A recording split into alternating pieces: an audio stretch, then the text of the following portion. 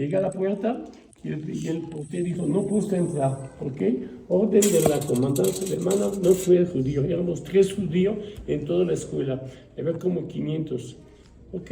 Después, un par de días después, que iba al parque, llevaba el letrero, prohibido sentar a los judíos. No podía subir al camión, no podía ir al cine, no podía ir al museo. Nos tenía totalmente, y aparte lo peor después, nos obligaba a poner la famosa estrella para identificarnos. Eso fue lo peor porque de repente iba a la calle caminando y la gente insultaba, aunque en Bélgica no era tan antisemita tanto, pero la publicidad, la propaganda fue tan fuerte que la gente empezó a tener dudas. Aparte, antiguamente, la única comunicación que era o el radio o el radio o el periódico, y todo estaba controlado por los nazis. Entonces los mismos Goim leían ahí y ya ven lo que nos dicen miles de cosas. Y bueno, ¿Qué edad tenía usted en ese? En ese momento tenía 8 años exactamente. Bueno, ¿qué hicieron también? Luego allá en Europa, cuando vino la guerra, a cada quien tenía un carnet para la alimentación. No es como hasta la fecha en Cuba. Se han ido a Cuba hasta la fecha, donde dice ahí 2 huevos, 100 gramos, no sé, de jamón, un pan, no sé qué. Pero en esa tarjeta le pusieron J a los judíos. Entonces no podíamos ir a cualquier lado, únicamente al lado, especialmente para nosotros. Comida kosher no había. Inmediatamente contaron todo, no había matanza, no había carne, no había nada. O sea que la gente, en Bruselas no había tanta gente religiosa, había muy poca gente, pero bueno, no sé cómo sobrevivieron a base de agua, de pescado, no sé qué le buscaban algo, porque era difícil. Bueno, todavía más o menos. Después, ¿qué pasó? Inmediatamente hubo una orden que hay que llevar lo más importante, bajo pena de muerte, el radio. Porque el radio en esa época era la única comunicación con el exterior. Y era ahí se sintonizaba la BBC de Londres, donde se oía noticias ya. Entonces, había que llevar los radios. Después dijeron, los judíos... había que entregarlos. Entregarlos. Okay. O sea, no querían que la gente esté enterada de nada. Para que tuve noticia. Después, seguramente dijeron, los judíos tienen que entregar todas sus cosas de plata o lo que tengan en la casa. Antes la menorá y todo eso, el Shabbat, era de plata, no es como ahorita de plástico o de vidrio, era de plata. Las charolas, todas eran de plata en esa época. Había que llevarlo también. ¿No pasó usted el holocausto? ¿O se escondió? ¿O se fugó? ¿Te refieres a los campos de concentración? No, nadie se puede fugar. No, un momentito. Pregunta si no ha llegado ahí. Ahorita va a llegar al campo. Pues he llegado, claro, está en el campo. Apenas va en el 40.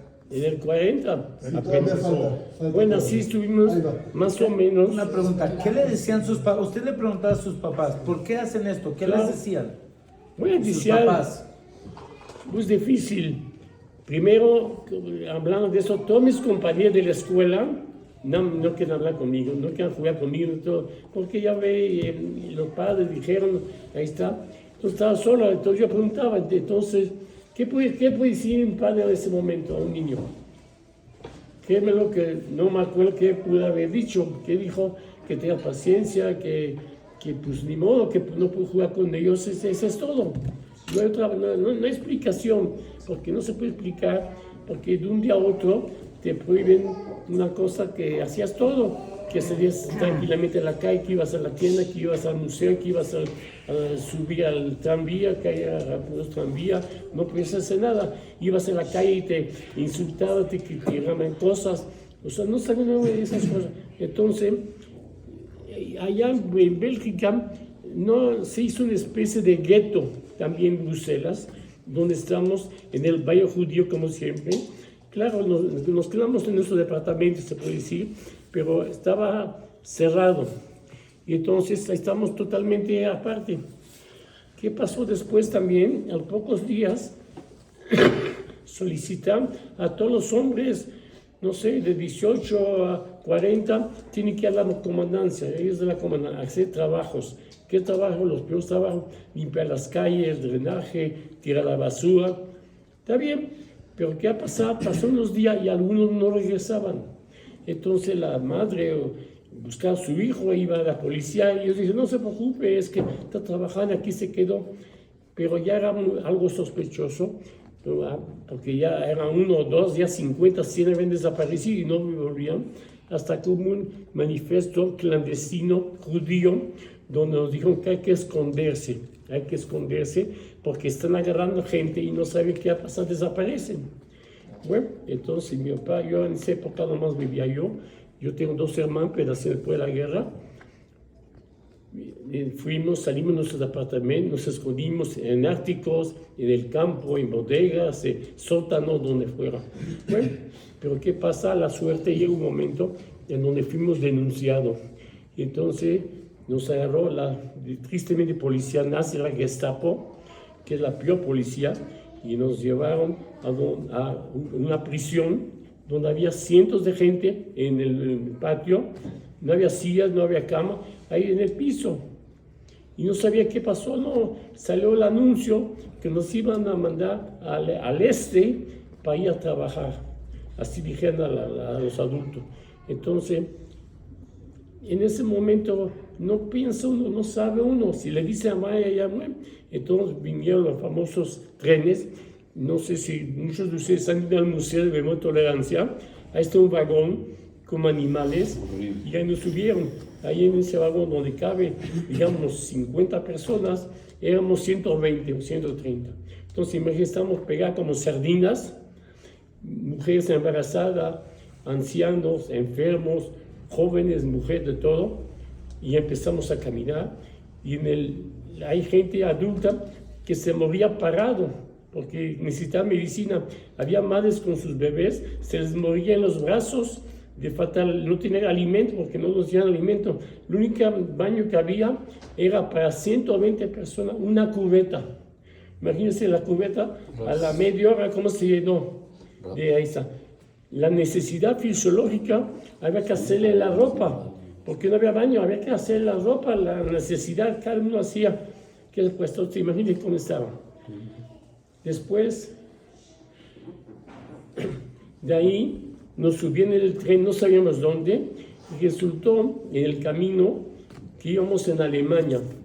En Alemania nos mandaron del lado, bueno, ustedes no han ido allá, es Hamburgo, es del lado del Báltico, y allá empieza a hacer mucho frío porque hay en diciembre. Allá hace más o menos unos 20 grados bajo cero. Entonces estamos todos adentro. Hamburgo es hasta el norte. Sí, el norte es del lado izquierdo, junto al Báltico. Entonces a ese camino, bueno, después supimos, no sabíamos al principio qué pasó dentro del vagón. Las personas adultas, religiosas, que si se iban a morir o no vivo, se quitaron las tzitzit y no los pusieron. Y yo hasta la fecha, ahorita traigo una faja, yo traigo una tzitzit toda mi vida. ¿Por qué? Porque mi papá me dijo, esa tzitzit te salvó la vida. Porque no se imagina, nunca se imagina uno la ropa. Como en ese momento que nos embarcamos, ya 10 minutos para juntar cosas. ¿Qué podemos juntar? Un zapatito, un calcetín, un suétercito, eso es todo. Bueno, ¿qué pasó? Así estuvimos durante 3 días, imagínense. 2 noches y 3 días. Cuando abrieron el vagón, que llegó a medianoche, nos enfocó una luz de esas, como de esos de los faros, de esos grandísimos, deslumbró. Y con gritos, con látigos y perros, nos bajaron allá. No, el acto era como de que hasta acá, no había escalera para bajar, había gente. Yo creo que un 10% estaba muerto adentro, fácilmente un 10%. Ya que nos bajaron, era la medianoche con gritos y eso, porque no nos llamaban como gente, sino con puros insultos en alemán, que, bueno, como todos eran yiddish, entendíamos de qué se trataba, nos alinean a todos, era como las 12, 1 de la mañana, y luego pusieron a la familia, y entonces hubo una orden que dijeron que todo lo que tenga cosa religiosa hay que poner en tal parte, bajo muerte. Entonces, gente religiosa tenía sí, todavía de otros vagones, tenía, no sé, un libro, tenía algo así religioso, lo pusieron todo, libros y talit y todo. Hay gente que lleva todo, hasta una Torah chiquita se lo iba, todo lo pusieron y al poco rato pusieron gasolina y lo prendían fuego a todos. Entonces no había nada de judaísmo que podíamos llevar. ¿Qué pasó en ese momento también? Era como 2, 3 de la mañana, me acuerdo. Nos separaron los niños de 6 a 14 años en esa parte, mujeres aparte y los hombres aparte. Entonces nos llevaron donde la baraca, cuál era la cama, todos han visto las literas de madera, el colchón era paja, con un pedazo de trapo lleno de cucarachas, de chinches, no sé qué tenía, pero estábamos tan cansados y con tanto miedo y todo, cada uno se quedó dormido. Aparte, no tenía uno, cada catre no nomás era uno, éramos de 4 o 5 y hasta 6 en la misma la litera, uno junto al otro. El problema es chistoso, el que está en medio tiene problema, porque no, si se queda levantado no puede levantarse. Y el de la derecha, si se levantaba así, todos nos levantaban de este lado. El de la izquierda dice así. Bueno, así es. Bueno, ya llegamos allá, nos durmieron allá. ¿Qué pasa el otro día? Inmediatamente vino soldados nazis de esa, la SS, y nos llevan las pijamas, famosas pijamas rayadas. A todos nos quitaron toda la ropa, los zapatos, el traje, y todos nos quitaron todo. Y me pusieron la pijama, las chanclas eran unas sandalias, una más grande que otra, también la camisa, porque no dijeron, a ver, tú qué talla eres, lo midieron, sino a uno le tocó más corto, le tocó más largo, entonces hacíamos cambio con los demás muchachos. Bueno, entonces yo tenía en esa época 8 años y estoy con los de hasta 14 años. Bueno, ¿qué pasa? El otro día, luego el mismo día, nos dijeron, ve, aquí hay que levantarse a las 5:30 de la mañana, pasar y juntarse de 20 en 20 y dar su número. O sea que delante de ahí se nos puso un oficial y el que sea el número 1, 2, 3, 4, 5, 6, así, grupos de 20. Si faltaba alguien, buscaban que se durmió o estaba enfermo, lo arrastraban y aunque está en el piso, tiene que estar en ese lugar. Después, ¿qué pasó para la comida? Nos dieron luego una especie de pocillo que nos colgaron aquí, así es un pocillo de peltre como se usaba antes, es que no se usa eso ya ahorita, de peltre, y hacíamos cola para la comida. La comida era una soya como de esas del atole, esas grandes, y ahí con el cucharón nos metían allá. ¿Quién sabe qué era adentro? No había cubiertos. Si lo poquito que había con las manos había que agarrar. Y dijeron, el que pierde ese pocillo no come. Pues imagínate que aparte, eso fue al principio. Después, ese era el problema de la comida, porque había tanta hambre que uno recibía la comida y inmediatamente se lo comía, porque si no se acercaba un muchacho más grande, te pegaba y te quitaba la comida, porque es así. Bueno, y ya nos explican la ropa, ya nos explican desde estar en la madrugada, ya nos deben de comer, entre comillas. Regresamos allá, ¿qué hacíamos? A ver, había que hacer algo, no nos tenía ahí nomás dormidos, ¿no? Los niños tenían obligación de recoger todos los desperdicios, toda la suciedad de las letrinas. No sé si has visto, la letrina era como una tabla aquí y cada metro había un hoyo, de este lado con este lado. No había intimidad, la persona que hacía necesidad la hacía delante del otro, allá no había separado. Bueno, había que limpiar esto con las manos, porque no daba nada. Y al último que estaba, entonces se agarraba una manguera como de los bomberos, el alemán, y limpiaba, ahí está. Era nuestro trabajo. También esa era una fábrica, el conjunto se llamaba Sutrov. Se han ido a Jerusalén, en el Yad Vashem, allá junto a donde está la llama eterna, está Auschwitz, Dachau, Buchenwald, todo esto, y está Sutrov. Es un campo muy importante. Llegan a haber como 250,000 presos, de ahí mataron como el 80%, quedó muerto de muchas del trabajo, porque era una fábrica subterránea que hacía piezas de los aviones, armamento para los tanques, todas esas cosas. Y entonces había como una especie de mina, salía un carrito, como cada uno que conoce de las minas, y los niños tenemos que quitar eso, meter en otro lugar, y regresaba el carrito vacío. Esa es una cosa. Aparte, nunca estudiamos, nunca nos dieron leche, chocolate, un pan, atención, nada, sino nos cuidaban soldados como si éramos prisioneros. Y así pasó año y medio. Yo estuve allá. ¿Y qué se puede hacer? Mientras hablamos del judaísmo, está prohibido, bajo pena de muerte, si un padre o una madre llegaba a ¿cómo se llama? La choza donde estábamos, que era todos de madera, pero bueno, hay mujeres que tenían 4 o 5 hijos, oye, y chico, pues la cosa materna. ¿Cómo llegaban ahí? ¿Cómo se pagaba? No había joyas, no había dinero. ¿Cómo se tiene que pagar? La comida.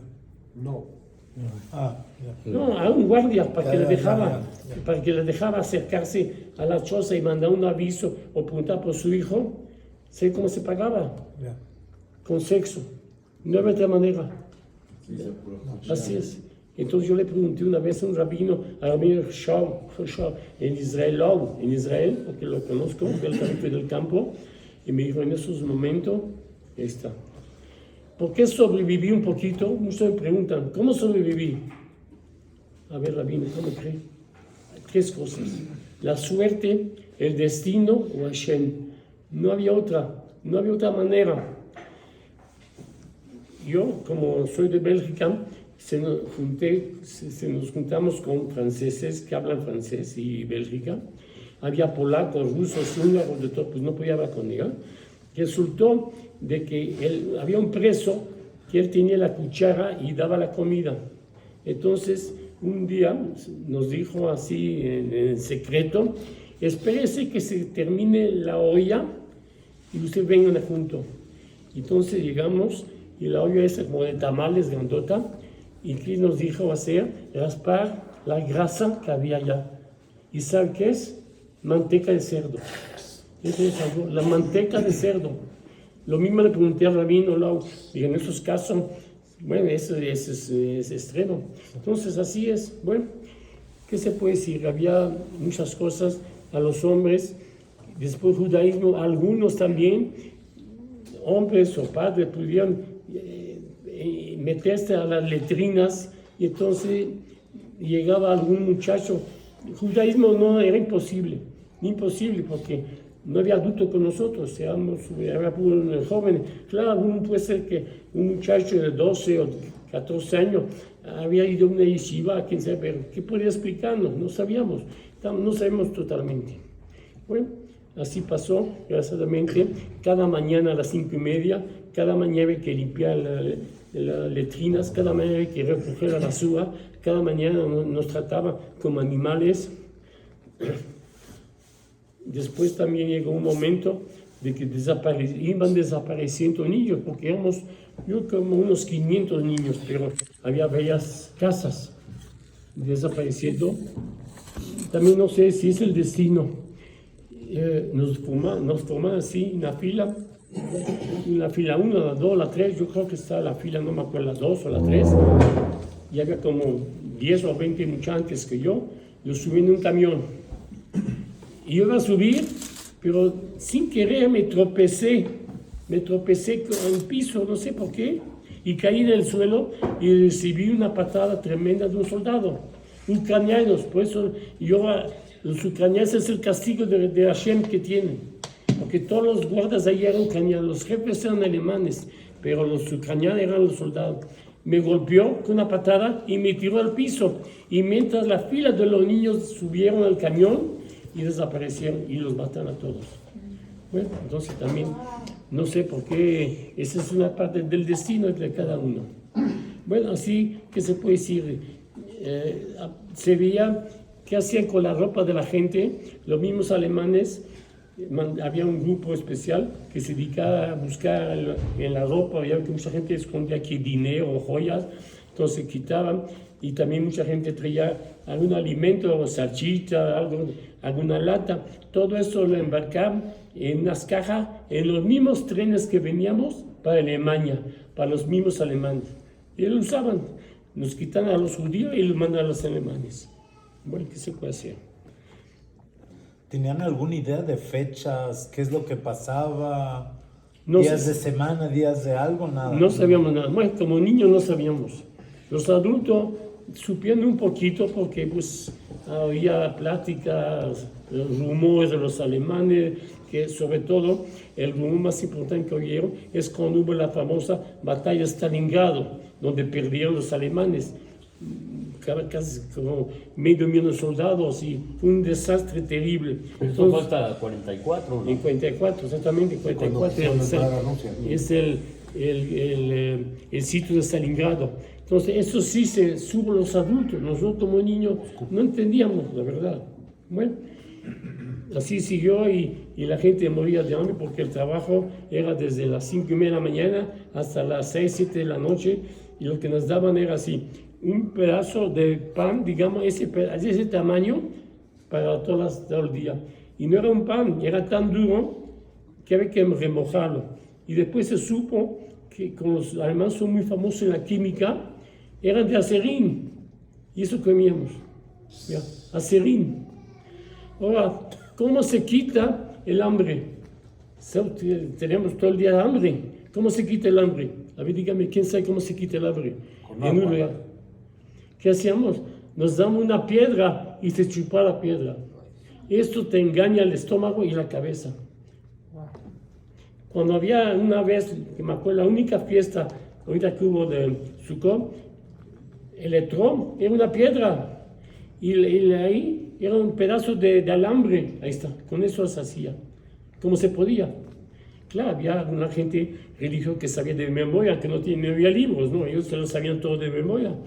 Y yo me tocó, que prácticamente no me tocó ahí estar, porque supe, porque no podíamos juntar, sino a escondida metían algunos a los adultos. También era un problema para uno, si le sabía que hacía uno eso, recibía unas golpizas espantosas, unas golpizas. Bueno, pasó el tiempo, hasta que de repente, siempre a las 5:30 sonaba como una sirena, como cuando aquí hay el temblor, y salíamos todos, como sea, nos levantamos, pasó a las 5:30, pasó a las 6, pasó a las 7, y no ve nada. Nos asomamos un poquito por... Falsa alarma. No, ya No sonó. No vimos soldado, que siempre venía un soldado y con una patada abría la puerta y dice raus, Jude, se dice, es como decir en una grosería judía, sálgase a la calle, pero con grosería. No vino, nos extrañó. Bueno, pasó un par de horas y al poco rato vimos mujeres que entraron, mujeres. Y yo, ¿cómo es eso, mujer? Yo no sabía qué era, yo tenía en esa época 10 años, no sabía qué era. Hasta oí que me dijeron, Luis, yo soy Luis. Vino una señora, no la reconocí. Porque tenía 2 años, no había visto, sin peinado. Después ella también no me reconoció. Yo no tenía meses sin bañarme, sin la ropa toda rota. No entendía. En ese momento fue un lapso de segundos que no sabía quién era, hasta que ya me abrazó y todo. Ese fue el reencuentro de todos los niños. Con unos venía la mamá, y el que no tenía mamá vinieron algunos padres, y entonces nos dijo la liberación, ¿cuál liberación? Sí, la liberación. Entonces todo el mundo salimos hacia el patio, hacia la salida. Bueno, ustedes no han ido a Auschwitz, es todas las entradas como ella, que dice el trabajo hace la libertad, Arbeit macht frei, todos nos metimos allá y esperamos. ¿Y qué vimos? Entrando unos tanques, los rusos que nos de ahí está, porque estamos a 60 kilómetros de la frontera de Polonia. Actualmente el campo está en Polonia, porque ese pedazo se lo quitan, porque era Danzig, que se hubo ese problema, se pasó a Polonia. O sea, cambiaron la frontera. Sí, cambiaron la frontera ahí. Bueno, Sí, se expandió Polonia. ¿qué pasó? Después, atrás de los rusos, había ambulancia, doctores, médicos, enfermeras y todo. Inmediatamente, lo primero que hicieron, ver los anuncios. No coman nada, número 1. Número 2, vine con los niños, o sea, con nosotros, inmediatamente. Le pusieron allá suero, me imagino que no había como ahorita toda esa medicina. Le han puesto yo de penicilina o algún suero, me pusieron su tienda de campaña y así estuve durante casi 3 meses. Y, bueno, después, cuando ya estaba más o menos calmado, los mismos rusos que acá nos preguntaron, ¿dónde es usted? ¿Dónde? Bueno, ya mi papá ya se acercó, otra detalle de mi papá. Mi papá se salvó un poco, ¿por qué detalle? Porque mi papá era técnico como ingeniero mecánico. Allá en Polonia había muchas fábricas textiles, entonces él trabajó allá.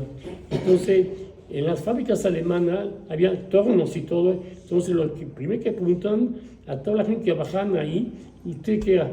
Yo soy rabino, no sirve. Yo soy profesor, no sirve. Yo soy obrero, sí sirve, y así. Y con mi papá dijo que soy técnico, entonces no es que le haya ayudado, sino una especie, un poquito se puede decir, de un trato. Un mejor trato. En ese sentido, porque llegó a ser el que mandaba como 50, 100 gente que está en los tornos o todas esas cosas, máquinas. Entonces, eso fue lo que le ayudó un poquito. La comida también puede ser, él me dijo que también de repente le da un poquito más de sobras, porque de otra manera un poquito más. Al lugar de a lo mejor de un pan le daban 2, de ese, ahí está, bueno, un poquito. Mi mamá también, por hacer trabajo de las madres, también trabajaba en cosas de militar, llenar las bombas con la dinamita, hacer dinamita o polvo de las municiones, y así eran los trabajos. Entonces, como le digo nuevamente, cuando llegó mi mamá, no la reconocí de momento, porque tenía 2 años de no haberla visto, y yo vi una señora todo, ¿cómo llega uno? Irreconocible. Bueno, está bien. Entonces ya después los rusos dijeron, ¿usted de dónde es? Entonces mi papá dijo, yo soy de Bélgica. Otro dijo, no, yo soy de Polonia, pero no quiero a Polonia, yo quiero a Palestina. Ok, y así fue preguntando a mucha gente. De allá nos mandaron a Dachau, que ya estaba liberado por los americanos. Entonces ahí fue mejor trato, definitivamente los americanos. Y ya me curaron, y a mi papá también, a mi mamá, todo. Y entonces, ¿qué hicimos? Bueno, regresamos a Bélgica. Mi papá tenía fábrica textil en Bélgica. Entonces, cuando regresamos, todo habían robado. Todas las máquinas, todo el equipo, el laboratorio, todo. La casa estaba totalmente rota, el departamento, así como aquí en las casas de Infonavit, que se roban el baño, se roban la estufa, se roban todo, las ventanas, bueno, todo. Así digo, bueno, pero había que hacer algo. Ahí, ¿qué ayudó? El John de los Estados Unidos. Definitivamente nos juntan a todos los judíos. Una organización judía. Sí, de Estados Unidos, a juntar a los poquitos que regresamos, porque Bélgica antes de la guerra había 60,000 y mataron a casi 40,000. Ahí está. Y entonces juntaron ahí y dijeron, nos ayudaron cada quien que pueda hacer. Después de la guerra, en Bélgica fue una época muy buena. Aparte, tuve suerte, mi papá, él tenía unos primos en Estados Unidos. ¿Sabe cuál es el producto que más era importante después de la guerra para las mujeres? Era lo máximo, las medias de seda. Era una locura, fue la primera media. Y ese primo, mi papá, le mandó pacas y pacas de medias. Entonces nos fue Que las vendan. El otro problema era el cigarro y el chocolate. Pero para las mujeres eran las medias, era la locura porque era lo más nuevo. Bueno, entonces ya desisto la vida poco a poco, como sea. Y ¿Cuántos años más vivieron sus papás? no, entonces llegamos, ¿qué pasa? Mientras, porque estamos en México, mi mamá tenía un hermano que en la época de la guerra logró de París ir a Marsella y pasar a África del Norte. Y de ahí, ese histórico de mi tío, me explica rápidamente. Mi tío era miembro fundador del Partido Comunista Polaco. Allá en Polonia, en esa época, antes del comunismo, si encontraba un pañuelo así de color rojo en su casa, agarraban y lo metían a la cárcel, los perseguían. Entonces él estaba en la lista negra. ¿Qué pasa? Lo agarraron un día, él y otros amigos, y lo metían en la cárcel. Estuvo en la cárcel allá cerca de su pueblo. ¿Qué pasó? ¿Por qué salió? Libre, un momentito relativamente. Hubo en Bélgica y en Francia, en esa época, hubo un cambio de gobierno socialista con Léon Blum y en Bélgica. Entonces eso aceptó presos políticos. Como México recibió chilenos y argentinos, ¿se acuerdan? Lo mismo pasó en esa época. Entonces un día en la noche vino la policía polaca en la celda y dijo, hagan sus cosas, ahorita mismo los mandamos y lo mandaron a Bélgica. Bueno, llegó a Bélgica y bueno, mi papá era tejedor, sabía. Y entonces, ¿qué hicieron? Vivían así como ven los inmigrantes, cómo vivían, en la azotea, en un cuartito. Pero pasó un par de semanas, dije, necesitamos aquí una mujer que nos haga la comida. Entonces mi tío habló y mandó una carta a mi abuelo. Mi abuelo era rabino del pueblo. Entonces imagínate que fue la carta que pidió una hija. Eran 4 hermanas.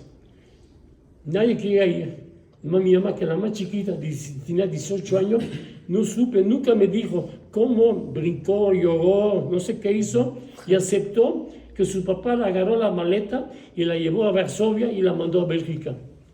¿Ves cómo es el destino? Todo es el destino. Los demás que se quedaron, a todos los asesinaron, a todos, no quedó nadie.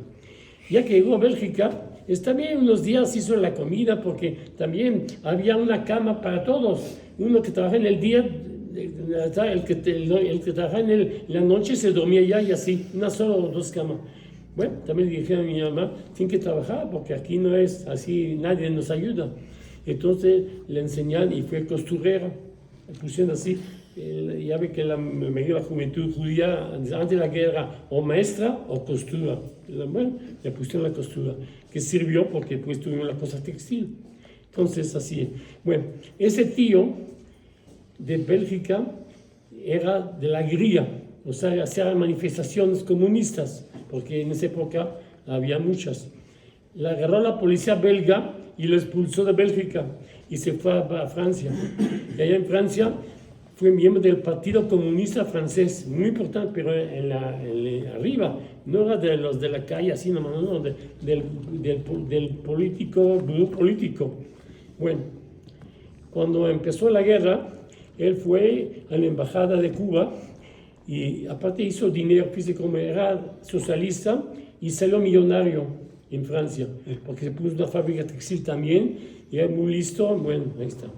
Entonces fue con el embajador cubano o el cónsul y le dijo, véndeme visas para mí, mi esposa y 3 hijos, y para mi hermana, que somos mi mamá, mi papá y yo éramos 3. Bueno, le pagó no sé cuántos miles de dólares y se los dio.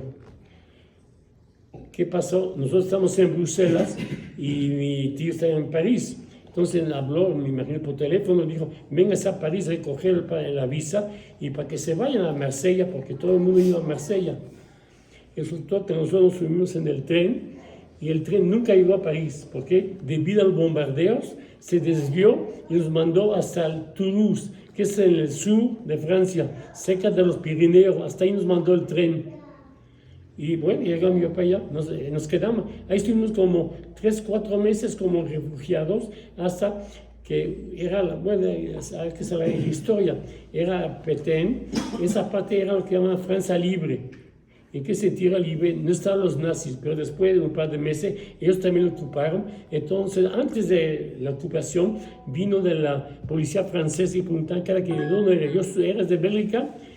Y dice, ahí está el tren y vámonos, y nos regresamos a fuerzas de regreso. Bueno, ese tío llegó a Marsella. De Marsella se pasó a Argelia. En Argelia, ¿a dónde buscó? Buscó a los republicanos comunistas, que era la guerra 38.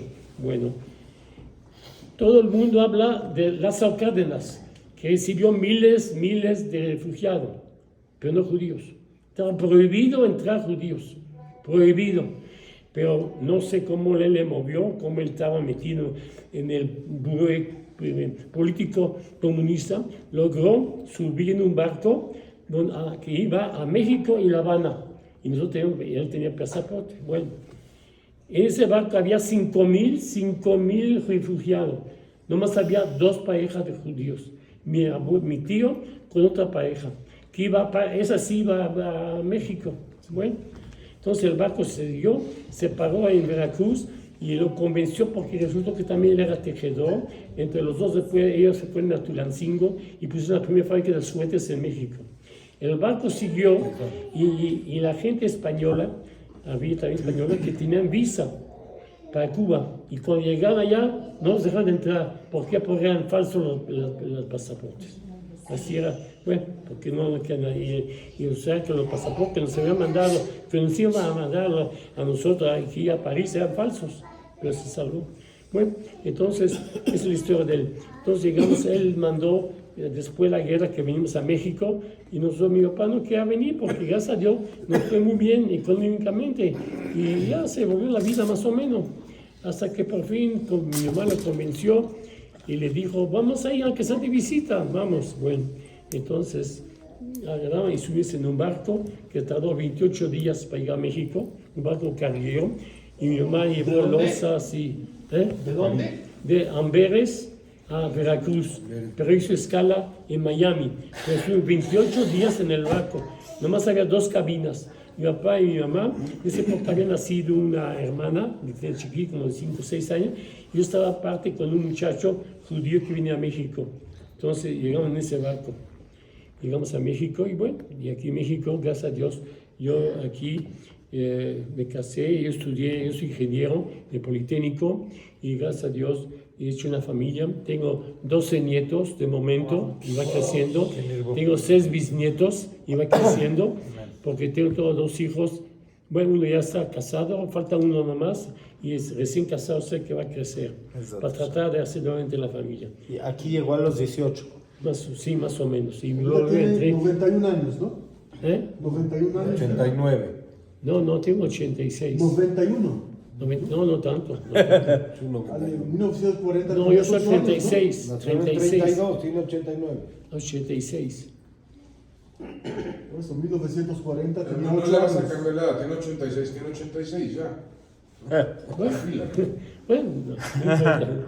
Pero bueno, entonces esa es la historia que se puede hacer. Lo que sí quiero que sepan todo, que necesitamos, yo he dado plática a todos los colegas judíos, y siempre les digo que sean tolerantes, por favor, que primero respeten, aunque sea el chofer, aunque sea la gire, como se llama, que sea la gire, quien sea, por favor, porque ahí hemos visto que los muchachos actualmente no respetan, a tal grado que cuando hubo la pandemia, el comité central me pidió que hiciera un corto que salió en Facebook y todo, donde yo les decía, hace 70 años yo estaba, no tenía ni qué comer, no tenía ni dónde dormir, ni nada, y usted tiene todo, tiene televisión, tiene celular, tiene computador, y no están contentos. Bueno, ese es el problema de la comunidad, desgraciadamente. Sí, muy importante que ustedes como padre, con sus hijos y sus nietos que tengan, que les diga que hay que respetar, porque México es un buen país, definitivamente. Claro, ahorita con esa situación, ya sabemos, nos quieren, pero bueno, nos aguantan, ahí está, esa es. No es que nos aman, pero bueno, ¿qué podemos hacer? Ya se acostumbraron. Así es, ya se tiene que acostumbrar. Pero México tiene la ventaja que, bueno, ahorita por esos días no se puede, bueno, por precaución, pero yo he visto, ahorita no voy, pero vas en el metro con kipá, y puedes en el Zócalo con kipá, y puedes ir a cualquier lado. Entonces, eso es muy importante. Y hay tanto shul, hay tanto yeshiva, hay tantas escuelas que no se imagina, pero tenga, por favor, tolerancia, es muy importante. Respete, no importa su color, que sea Schwarze, que es bueno negro o medio negro, que sea lo que sea, cualquier religión, que amen, bueno, ya sabemos que Yoske era judío, bueno, ahí están saliendo ellos, ya lo van sabiendo.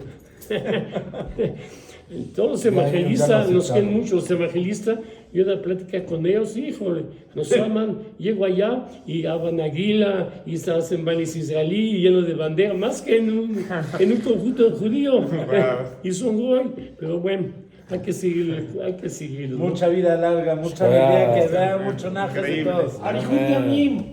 Que tenga muchos Gracias por años más. compartir.